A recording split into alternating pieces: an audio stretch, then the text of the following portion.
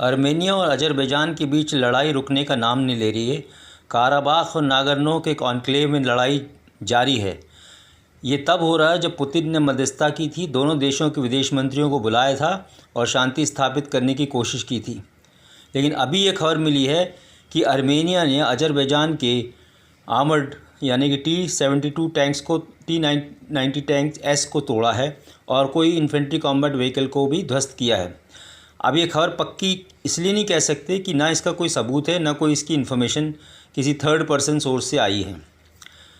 T-90 tank जो T-90S है वो मॉडर्नाइज टैंक है, रशिया द्वारा सप्लाई किया गया है। दोनों के पास वही टैंक है, अज़रबैजान के पास भी है, आर्मेनिया के पास भी है, क्योंकि दोनों को रूस जो है आर्म्ड की सप्लाई करता है। तो सुनने में यह आया कि उसने एंटी टैंक मिसाइल से T-90 टैंक को ध्वस्त किया है और इन्फेंट्री कॉम्बैट व्हीकल जो कि रशियन अगर मेड है तो BMP होनी चाहिए, जिसको ध्वस्त या बर्बाद किया है।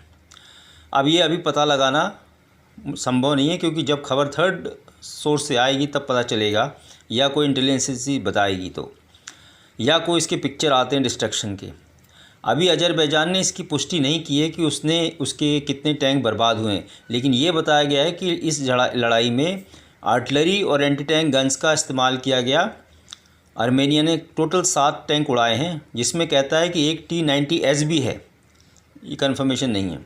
मैं आपको ये बताना चाहता हूँ कि भारत के पास भी T-90S टैंक हैं, जिसमें भारत ने मॉडिफिकेशन किए हैं, और ये टैंक भारत ने 2004 में ख़रीदे रूस से और भारत में ही बनते हैं। तो इसमें रिएक्टिव आर्मर और बाकी काफ़ी चेंजेस भारत ने किए हैं। ये एक 125 mm स्मूथ बोर गन का टैंक है।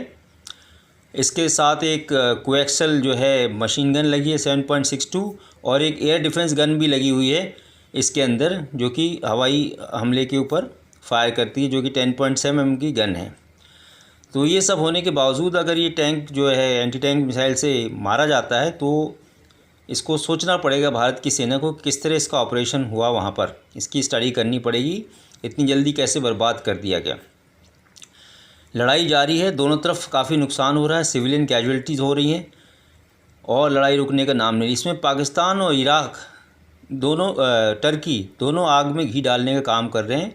अज़रबैजान को टेररिस्ट सपोर्ट कर दिए हैं उसने, पाकिस्तान ने, और टर्की जो है उसको UAV और बाकी आर्म्स एम्यूनिशन सप्लाई कर रहा है और लड़ाई को जारी रखवा रहे हैं।